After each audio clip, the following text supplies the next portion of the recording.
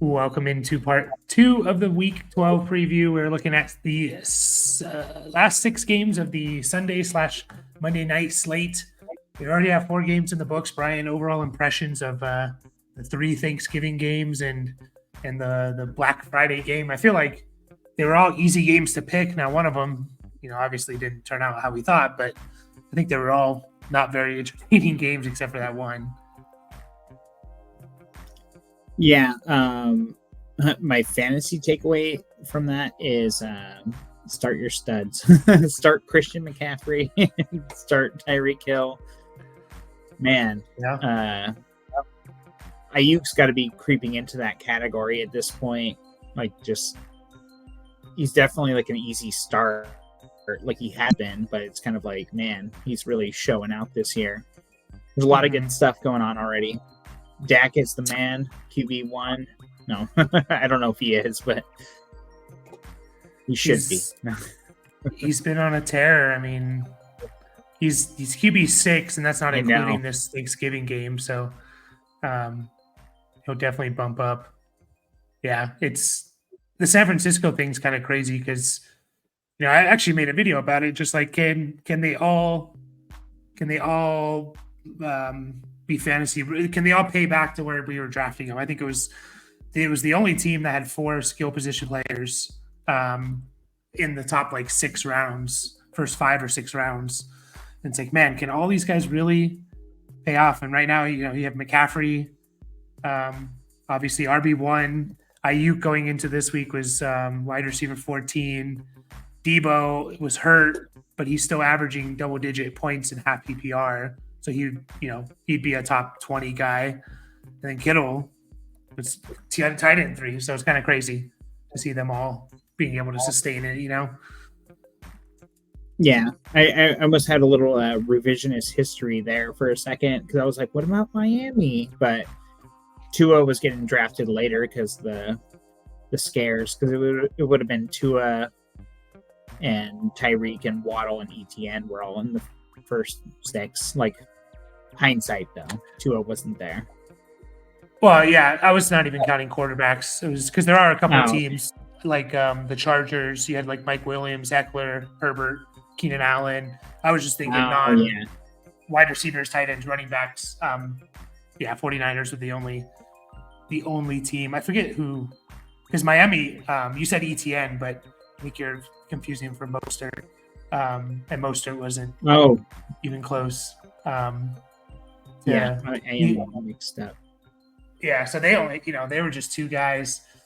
I was trying to think of there was someone else. Maybe Jacksonville was up there close with Christian Kirk, but just with 3 guys. But anyways, looking into the 6 games, it's a tough week. We talked about it in the last video. One, you already had 8 teams play.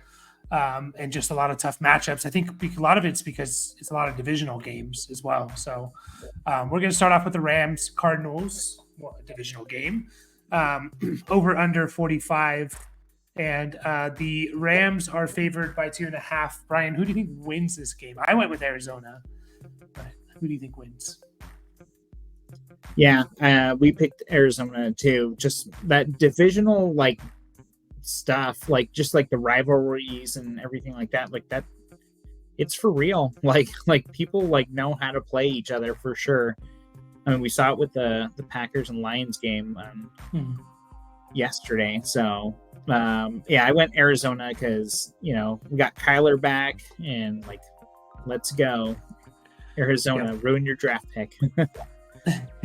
Yeah. So with the Rams side, Kyron, I think it's telling that they released Henderson. Now they brought him back to the practice squad, but are we just firing him up like he was pre-injury after seeing that Henderson news of how they cut him? I think so. Honestly, I thought it was a clear indication of all right, we're going back to what was really working beforehand.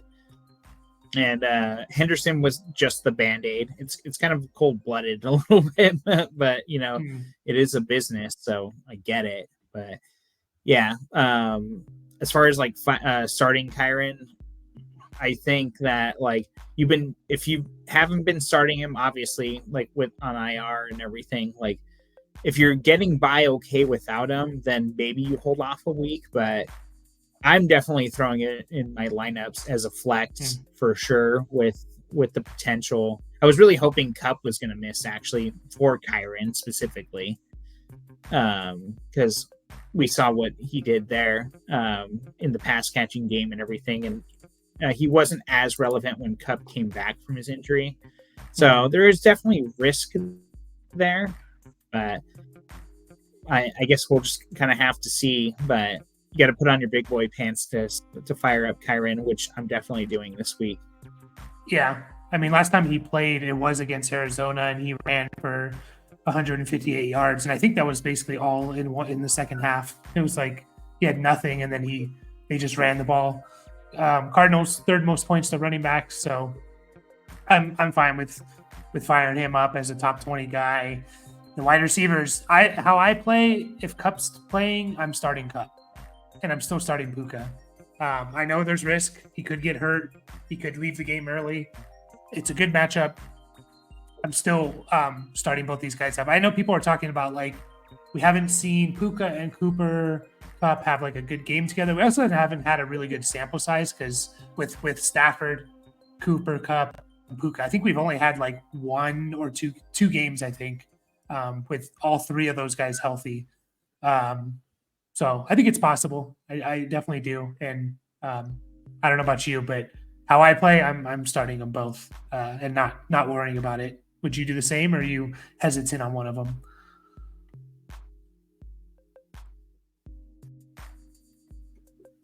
Yeah, I'm fine with that. Like, try, yeah.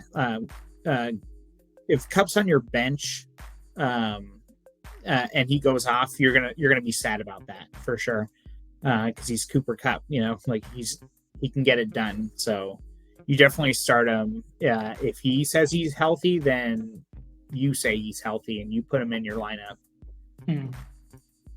Yeah, definitely. And again, I have Puka right there as well. So, and Cup could be limited injury distraction, which is not good for Cup, but it's good for Puka. So, Cardinal side, and not starting Higbee, obviously.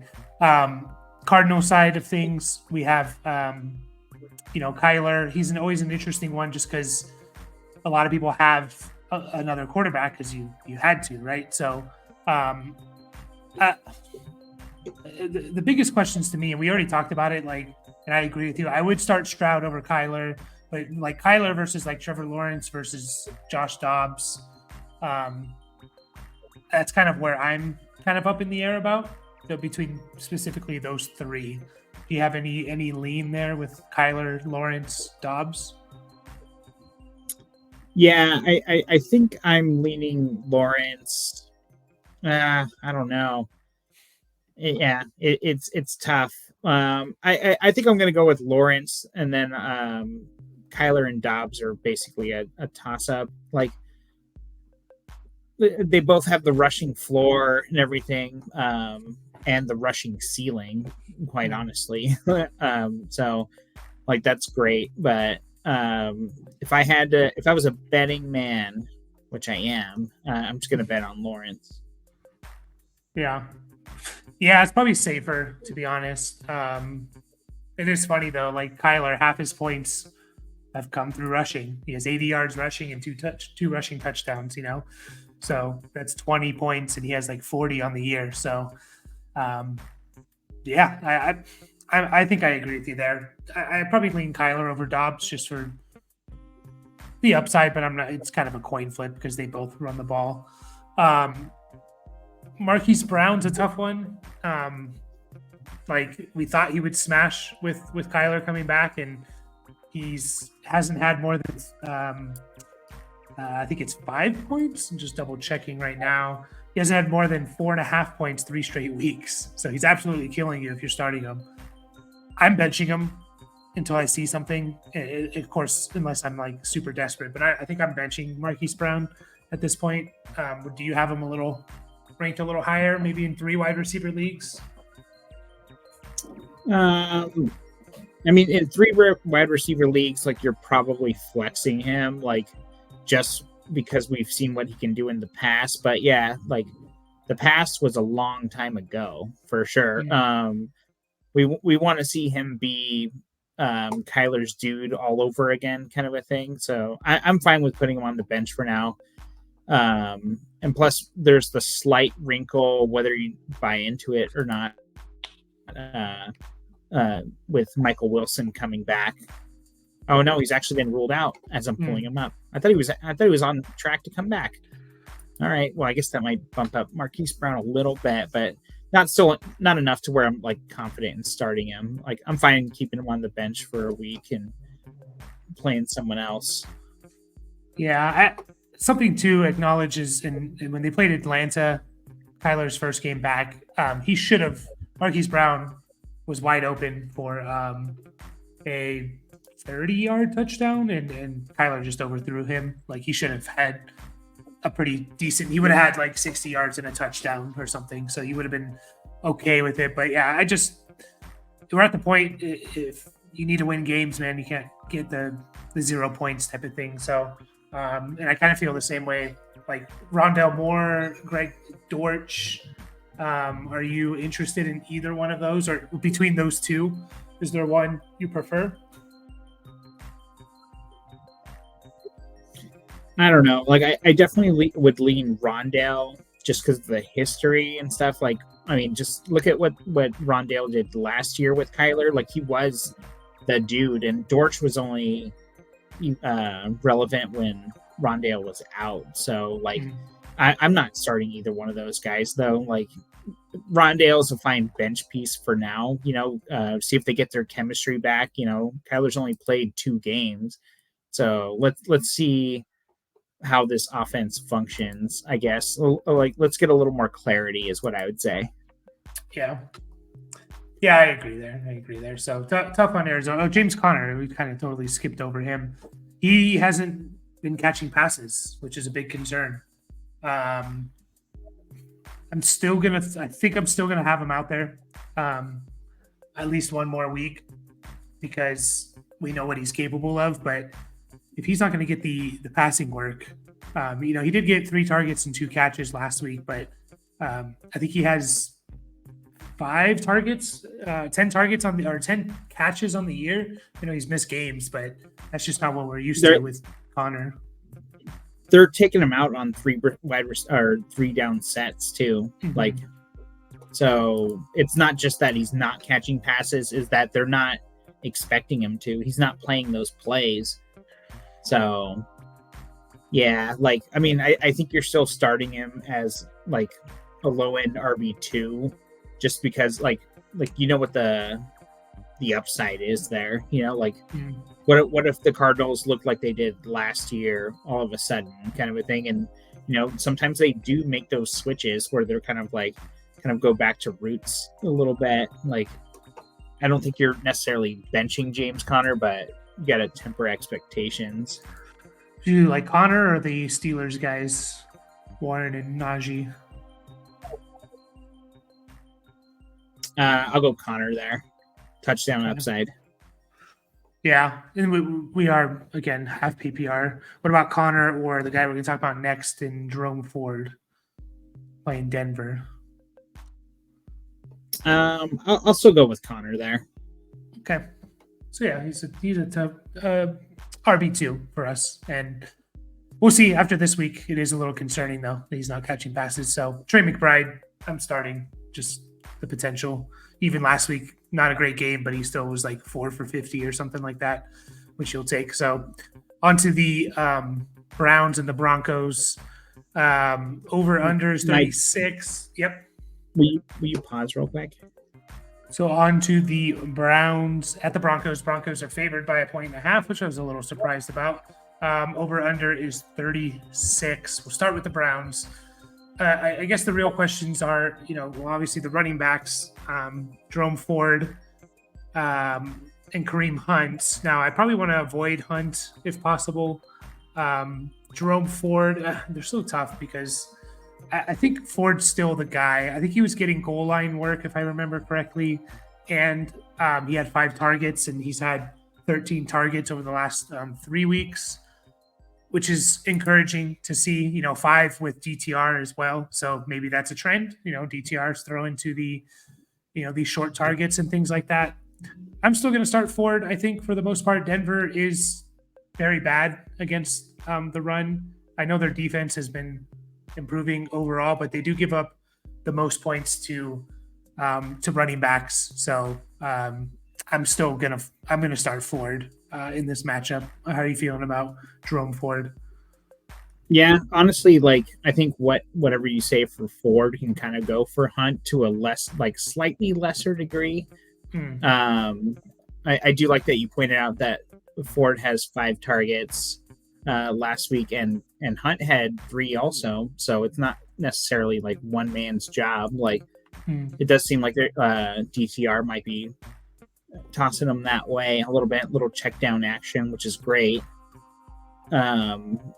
I think I definitely have Ford above Hunt, but I don't think they're that far apart in the rankings. Even though I do think Ford is the number one, I think Hunt's still eating in enough to where he's flexible for sure. Yeah, I agree with that with the Hunt stuff. So if you're desperate, you can throw him in there. You can probably bank on double-digit touches and hopefully get a touchdown or a big run or something. I think the thing that separates Ford for me is I'm pretty sure I was correct in this. And when we did the recap, we were looking at it, and Ford had all the goal line carries, but that wasn't the case in the previous weeks. I think Kareem Hunt had 5 straight weeks. Yeah, 5 straight weeks with a rushing touchdown. So that could lean back into Kareem Hunt's favor. So I do want to start if I have. I want a piece of this matchup, I guess, with the run game, just because it's against Denver, who's improved but still not very good against the run. But definitely better now that I'm looking at it. They're pretty. The Achane Mostert 90 points between them definitely skew the numbers a little bit for against Denver, but. And then, Khalil Herbert, Breece Hall had 46 back-to-back weeks. So yeah, they have been better, but I still think they're just going to rely on the run game a little bit. Yeah, they're gonna slow the game down, let the defense do the work, kind of a thing. It's been working for sure. Yeah. So, yeah, I think it actually makes Hunt an interesting trade target too. Just throw that out there because he's flexible already with top 12 upside if anything happened to Ford. Yeah. And then Cooper is the next big one. He still had 17 targets the last 2 weeks. I'm okay with still starting him. I know it didn't turn into much, but if he could just get 5 for 70 and hopefully catch a touchdown, even if he doesn't, you're still okay. But it is hard to, even with DTR, still had eight targets. They threw the ball a lot in this game. How are you feeling overall about Cooper outside of the top? I think in 3 wide receiver leagues, I'm starting him for sure. And then 2 wide receiver leagues, I'm probably benching him for the most part. Yeah, I kind of look at him kind of similarly how we were talking about Deontay Johnson in our last video, where he's getting the targets. We've seen the talent, they obviously different talents, they win in different ways, kind of a thing. And so I'd honestly give Cooper the slight edge there over Deontay. But as far as being kind of the number one guy on the team, I think you're starting him up, temper expectations. I'm saying that a lot this week because there's a lot of just tough matchups, sort of not that this is necessarily that, or extenuating circumstances, and let's put it that way. A lot of bad matchups, a lot of backup quarterbacks, kind of a thing, or guys that should be backup quarterbacks in Deontay Johnson's Kenny Pickett problem. But yeah, I think you're firing up Cooper as a wide receiver 3 and just kind of hoping for that touchdown, Yeah. I agree with that. Three to me, yeah, 3 wide receiver leagues. I'm probably the upside and the targets are there. So like over guys like Josh, I'll start him over guys like Josh Downs, Drake London, Rashid Shaheed, guys like that. So which is where he's kind of ranked. No one else I want to start as a receiving core. Then David Njoku, I will start. He had 15 targets last week. He only got like 5 of them or something. But yeah, I mean DTR, and I think the other game DTR started. Njoku had like 8 or 9 targets, so I'm definitely starting him. No questions there. So on the Broncos side, I want to get away from Russell Wilson again. This Browns defense is really good. They give up the fewest fantasy points to quarterbacks. Lamar Jackson had 15 points. The only person to have a big game on it, well, there's 2 people. Lamar in week 4, but he did that with 2 rushing touchdowns, and then Gardner Minshew in week 7, and he did that with 2 rushing touchdowns. No one's really had a good game. Minshew had a good game passing as well that game, but no one's really had a good fantasy game with like just their passing numbers. So I'm avoiding Russell Wilson, even though he can run the ball in. But where are you at with Russ? Yeah, like I don't know. Like he's been one of those guys. Like I feel like he's like early season Deshaun Watson was, where it's kind of like, yeah, he's actually doing okay, kind of a thing. It's like, but you don't want to start him because of, kind of like it's not necessarily like showing up in the way that you're looking, kind of a thing. And like I feel like Russell Wilson's that way in a sense where it's like, I don't want to start the Broncos, but it's like he's been getting it done. So, I mean, you could definitely do worse on the waiver wire for sure. But yeah, I'd say low end starter for sure. Like I mean, if he's your guy, like you just fire him up and like hope for the best. But I mean, if you have a pivot option, like if you could pivot to like Dobbs or or I guess Sam Howell already played, but oh man, this makes it a little tough as I'm like looking at the list, like the guys like kind of in his range, like yeah, they already all played. Like yeah, a lot of them played. Yeah. I just want to avoid Cleveland altogether. Like yeah, can't blame be a 13-10 game, like playing against Cleveland. And it makes me want to go away from Sutton as well, like because he's definitely going to need a touchdown this week to be relevant. Like again, Cleveland second fewest points to fantasy receivers. I know George Pickens had a big game. It was on 1 big catch. Josh Downs had a big game. I think that was also on 1 big catch. And then I think Lockett was like the only one to like really have a good game without like 1 huge catch. I think both Downs and Pittman had good games with 1 big catch. I just want to avoid it again. Like I know he's been getting the touchdowns, but if I can pivot to someone else, I definitely would, like Sutton or I don't know, Amari Cooper in the same game. Who are you leaning there? Yeah, Cooper. Yeah, Sutton or slightly softer defense, I guess. Yeah, Sutton or Addison. Who are you leaning there? No Jefferson. I'll go Addison. Yeah. So I just want to avoid him if I can.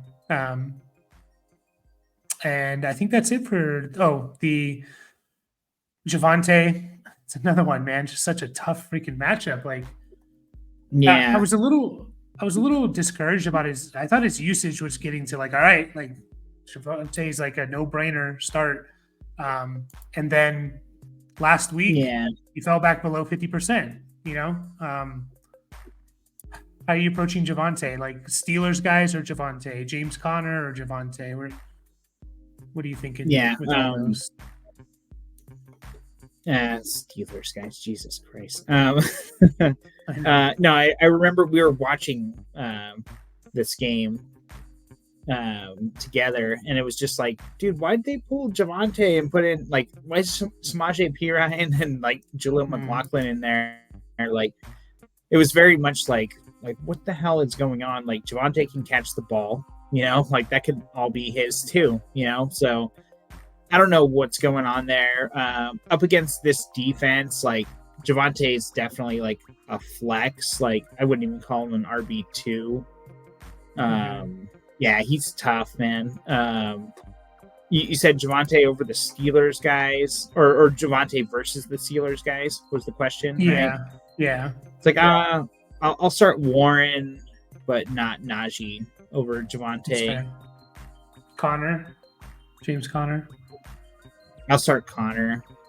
Yeah.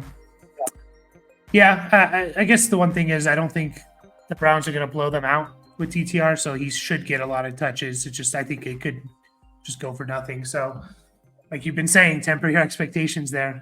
It's tough with that, but yeah, I mean, he should get 15 plus touches. So there's that to kind of to work with, I guess. And Njoku is a start. So move on to the Chiefs at the Raiders. Hopefully you can get some easier games here. This one should be relatively easy. Chiefs, it's Mahomes, Pacheco, and Kelsey still. Although I will say, I don't like giving the Raiders credit ever, but I think we do have to start to give them credit. Like they've been kind of shutting down quarterbacks. Like here's the Tua had 18. This is 6 point per passing touchdown. Tua 18.5. Zach Wilson, Tommy DeVito. Okay, we can throw those out. Jared Goff under 15. Tyson Bagent we can throw out. Jordan Love had less than 10. Mac Jones, they've played bad quarterbacks too, but they've held in check lately. I don't know. We'll see in this game. I think Mahomes and Kelsey are going to explode this week. I don't know about you. Yeah, I would not be surprised, honestly. Like, I mean, I think you nailed it on the head. So yeah, start Mahomes, start Kelsey. Pacheco has been running absolutely fantastic. I don't know. It is kind of funny because like it does seem to come against these division rivals sometimes. It seems to come more against the Raiders and the Chargers specifically. Like Denver, obviously they beat them a few weeks ago. They beat the Chiefs, but it's like their defense seems to like hold up a little bit better against this team. But I feel like these other guys, like it's never their defense that holds them in check. It's their offense that keeps them in the game, if they're in the game at all, for the Raiders or the Chargers. So like I don't expect much here from the Raiders defense, like holding Mahomes and Kelsey at bay at all. Like I think Rashee Rice is the only receiver you're even considering starting at this point. Like I'm not buying into what Justin Watson did last week or anything like that. Like I'll need to see that a little bit more. Yeah. But I will take the Chiefs and the poets or the minus points, I guess.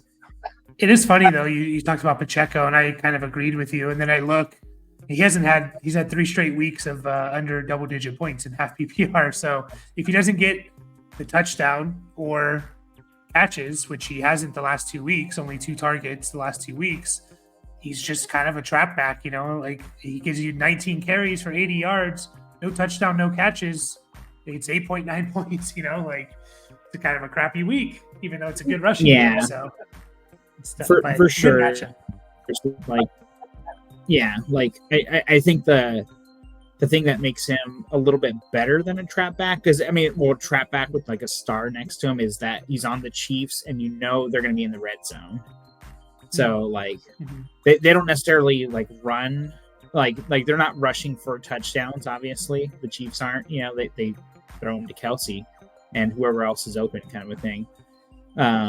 But yeah, I think they're going to be down there, and he just has to break one off, like not even for like a long one or anything. He just has to have that one perfect block and you'll get that touchdown. I know that's not his MO for sure, but I think the upside's there. Like you're happy getting 15 from Pacheco. Yeah. And then the Raiders side, like I think they've been one of the easiest teams all year. To me, it's Devontae and Josh Jacobs now, no longer Jacoby Myers. He's just not doing it with Aiden O'Connell. He hasn't had over 50 yards. hasn't had over 50 yards, over 4 catches, and hasn't had a touchdown in the last 4 weeks, which I believe is when O'Connell took over. So I know Devontae has a tough matchup with L'Jarius Sneed, who's been shutting down everyone, shut down A.J. Brown last week. I'm still starting Devontae again. That's just kind of how I play fantasy, start the studs. So any disagreement with the Raiders, Jacobs and Adams? No, yeah, you're spot on there. Like Devontae, like it is worrisome because of what, yeah, like what's the dude's name? I just know last names from jerseys. Aiden O'Connell? Like, no, Sneed. What's L'Jarius Sneed, yeah, L'Jarius. Yeah, no, that dude he's shutting down everybody, but let's see if he can shut down Adams. Like you can't put Adams on the bench, honestly, so start him up.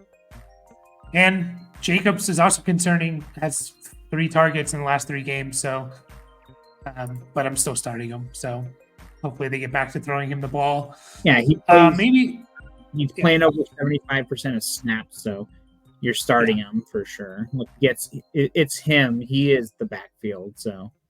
Yep, and they want to give him like 27 carries, 26 carries since McDaniels was fired, and then 14 last week. But they were, they were kind of in that game, so I don't know why they didn't give him the ball more. So they want to give him the ball more, though. The head coach, the interim coach, likes him.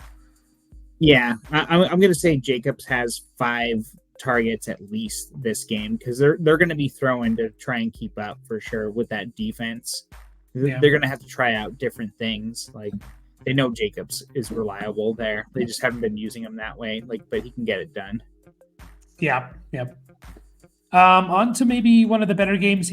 Bills at Eagles. Eagles are favored by 3. 48.5 is the over under. Real quick, who'd you pick for this game? Eagles, yeah, me too. I just think they're so much better than most other teams. I'm not gonna be surprised if the Bills win, but it could be a sneaky bounce back. Bills are back, they're for real again. But it should be pretty easy in this game. Josh Allen, Stephon Diggs, Dalton Kincaid with Dawson Knox missing another week are must starts. Cook is a little interesting just because, kind of the matchup. How you feeling with Cook, who the new offensive coordinator came in. He had 17 carries and 3 catches, and he had a touchdown. But even without the touchdown, I think that's still a solid game, if it's over 100 total yards with 3 catches. Are you just still throwing him in there because of what you saw and you're not too worried about the match? I mean, obviously you're worried about the matchup, but you're not going to bench him because of the matchup, or do you want to get away from him? I definitely don't want to get away from him. I think he's the snap share is still, kind of around where it's been all year, between 40 and 60% kind of, on the lower end too these last couple of weeks. But they did play really, really good defenses. Well, I guess I can't discount Philly in that case. But I don't know. I find James Cook a hard one. I find it hard to bench him just because of the offense that he's on, and it's maybe, and they show flashes of it.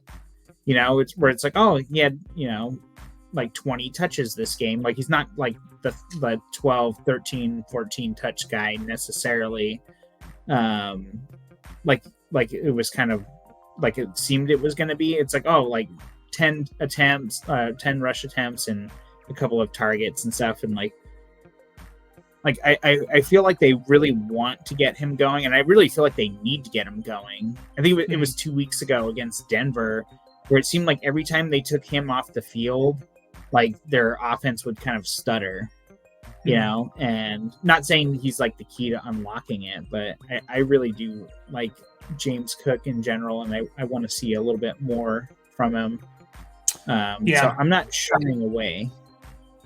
Yeah, it's just so tough because I'm just looking at what the Eagles Pacheco was by far the best game the Eagles gave up, 89 yards. No one was over 60 yards on the ground against the Eagles since until last week. I don't know why So they show like the who they've played, and then they show the future matchups, and they show Buffalo, James Cook, obviously, and then Reggie Gilliam. I didn't even know he was on Buffalo, but I don't even know who he was, to be honest. But anyways, he's a tight end. Okay, that's weird. It just must be a typo on the Yahoo site. But I agree with you. Like if you're talking about like James Cook versus the Steelers guys, or even Devin Singletary with Pierce back, or Gus Edwards, maybe not Gus Edwards, but like I just want to go for the upside of Cook over over Najee, over Madison, who has a kind of a tough matchup. Khalil Herbert over those guys. I want to take Cook. So, and then Gabe Davis.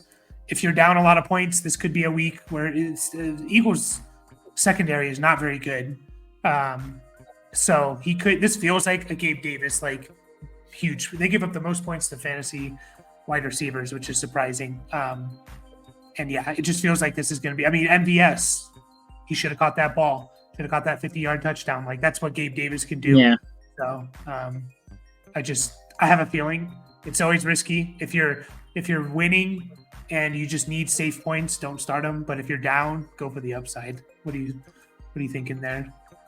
Yeah, Gabe Davis is definitely like the $20 scratch off lottery ticket, where it's like you could win $1 million, but most likely you're gonna not win $1 million.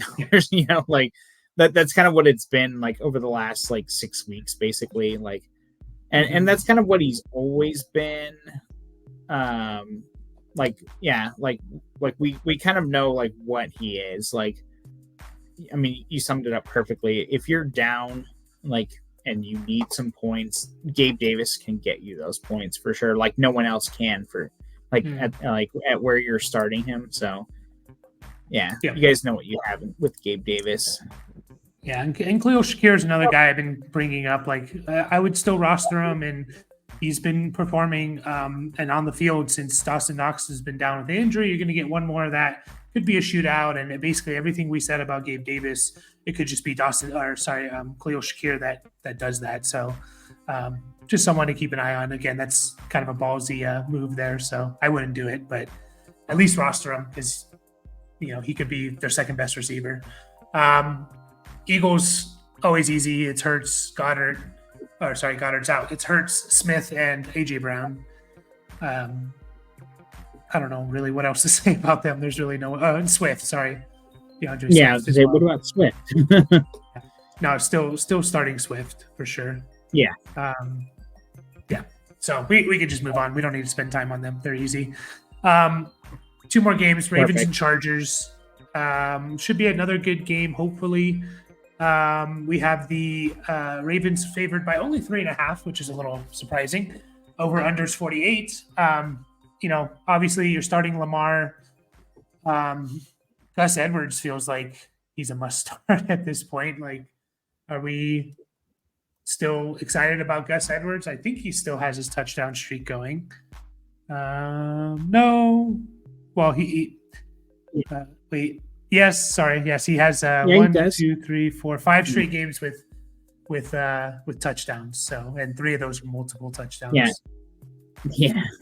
So, yeah, you're definitely starting him. Like, we don't have to talk about him.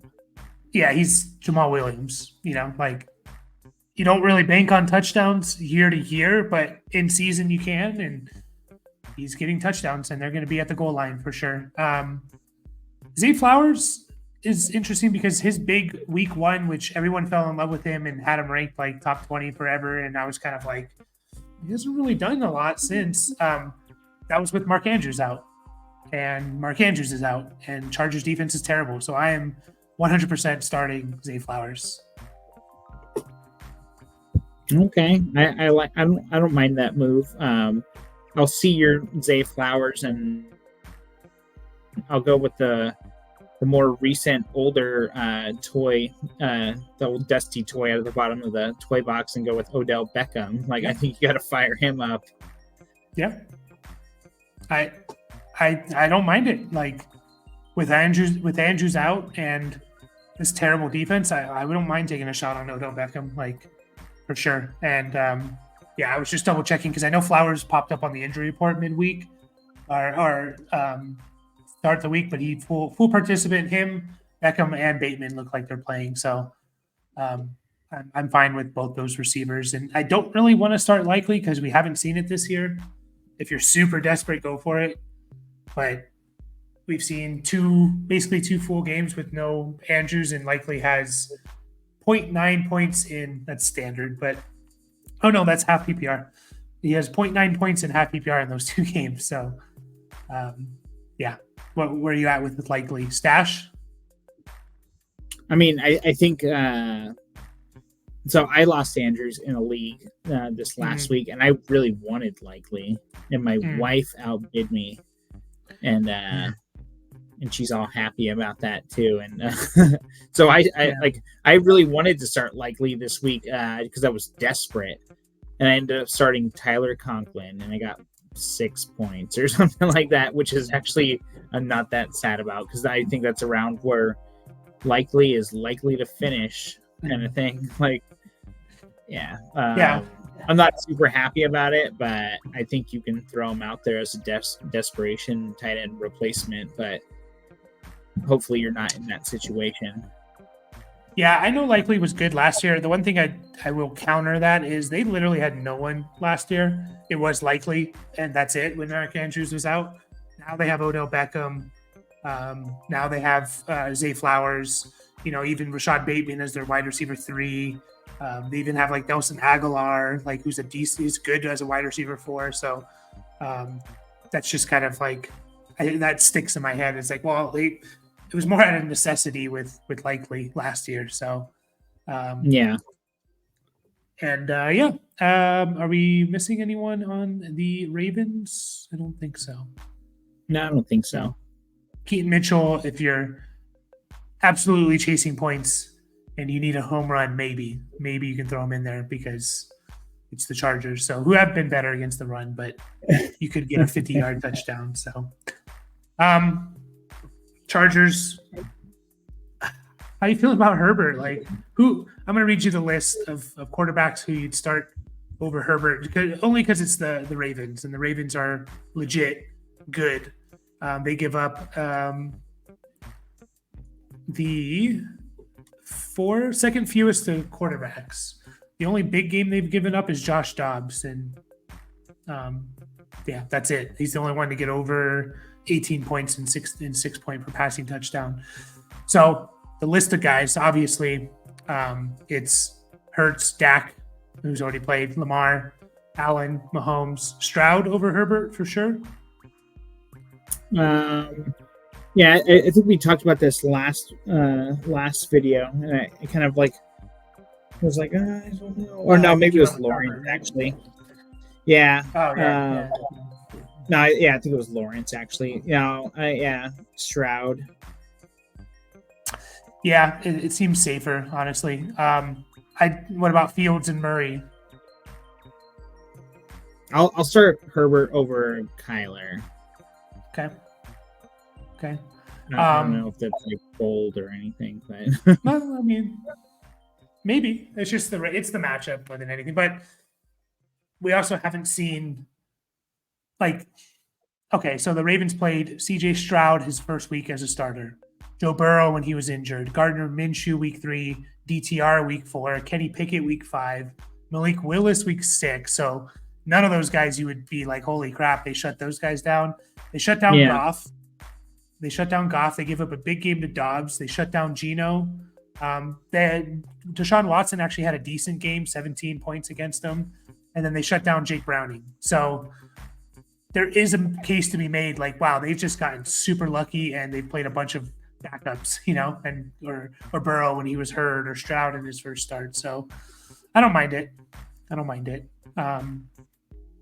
Lawrence, I think you said Herbert over Lawrence or Lawrence over Herbert? I think I like Lawrence better. Okay. Dobbs? I think I like Dobbs better too, just given the matchup and the rushing floor and everything. Although Herbert had like 70 yards rushing last week, so Yeah, dude, they need to get him running more I for know. sure. Him and Lawrence. Then I see Goff is right above Herbert also, and it's kind of like I definitely would have started Herbert over Goff. I don't know what Mm. Goff did fantasy wise, but I thought that would have been a little bit more of a running game and not throwing to catch up kind of a thing. Yeah, I think he had a decent game, but I yeah, think he I did. Like wouldn't. he saved all the turnovers with a couple of touchdowns in the last quarter. Yeah, and then I wouldn't go. Obviously like Baker, Love, Stafford. I'm not going those guys. So yeah, Yeah. we'll see. We'll see how it will be interesting. Chargers at home. At Keenan Allen and Eckler starts, and that's about it. I don't want to start the tight ends. I don't want to start Quinton Johnston. So Josh Palmer's still out. So I think that's it with the Yep. Chargers. Agree. Bears Vikings. They need to take them off prime time already. Bears Vikings, another team that needs to be off prime time. Last game here, Monday night game. We just talked about Fields and who we start him over. Lots of upside with Fields. DJ Moore, you have to start if Fields is out there. Yep. And even Cole Kmet, I'm still throwing out there because he could have a big game. Real question is the running backs. I don't think Foreman's going to play, but I don't know if we know for sure. Do you like Khalil Herbert this week against Minnesota, who I think has actually been decent against running backs? Where are you at with Khalil Herbert? Because I really don't want to start him until I see something from him. Yeah, I'm not doing it. Like maybe as like a flex option, especially like if Deontay misses, then like I'll feel better about it. But like I'm not upgrading him to low end number 2 running back or anything until I see something for sure. Like the offense in Chicago surprisingly doesn't run through the run game when it doesn't have to, kind of a thing. Like I think Fields and DJ Moore's chemistry is real, and yeah, like I'm not gonna do it until I see it with Herbert. Yeah, and yeah, it looks like you can pass. Running backs can get some receiving yards on Minnesota. I mean, Jesus, AJ Dillon had 5 for 40 against them. So I mean, if he could do that, then maybe Herbert can. But I want to avoid it. So Minnesota side of things, Dobbs, you kind of already know. He's a lot of upside there with his rushing. He's doing it every week.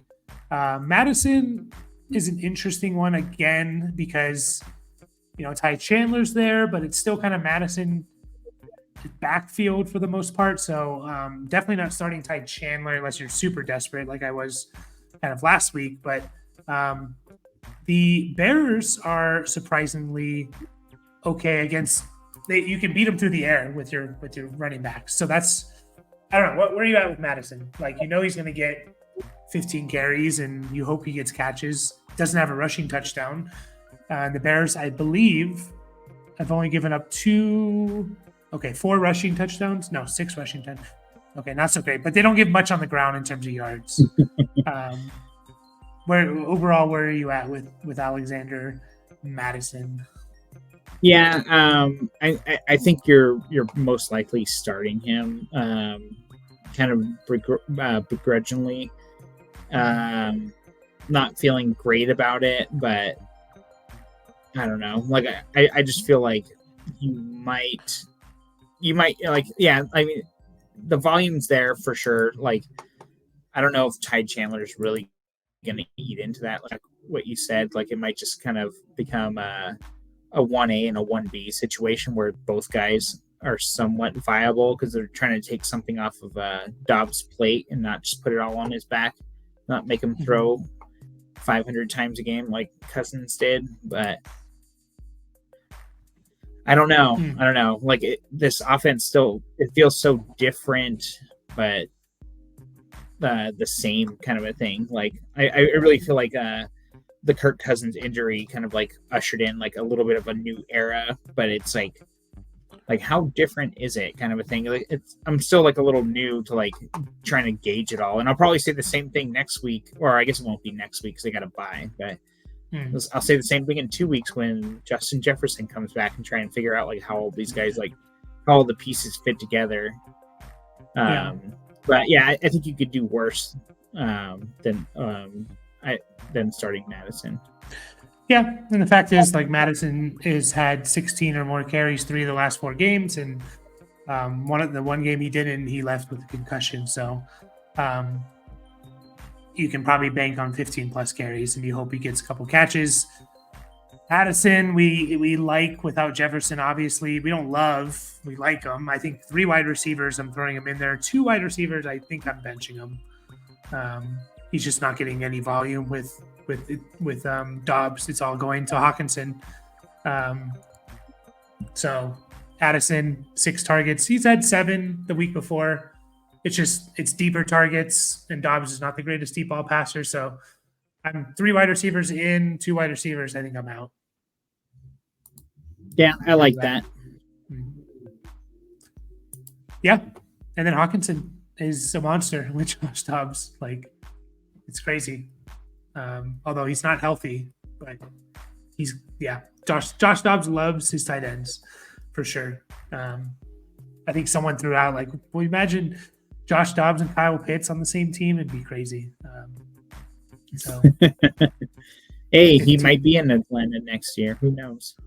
Yeah, 34 targets for Hawkinson the last 3 weeks. So only 7 last week, but he was coming off an injury. Hopefully he's healthier. I don't think he's going to ever be completely healthy, but yeah. Anything else for today in this video? I think we're done. No, I think that's it. Tough week for sure with no buys. Makes you think, definitely. But we'll finish there. As always, like and subscribe. And real quick, best Thanksgiving side dish is what? Stuffing. Yeah, okay. Gotta be stuffing. Yeah. I mean, honestly, I would say mashed potatoes, but you get mashed potatoes with so many other meals. Yeah. Or, like, I just feel like you never get stuffing unless there's a turkey involved. So, like, it's got to be number one just because of the rarity, Yep. Agreed. I was going to say that, like, if I had to choose to get rid of one, it would between mashed potatoes and stuffing, it would be stuffing. But, it's for the same reason you said. You can have mashed potatoes with anything. But anyways, that's all for the video. And we will catch you guys with the recap on Monday.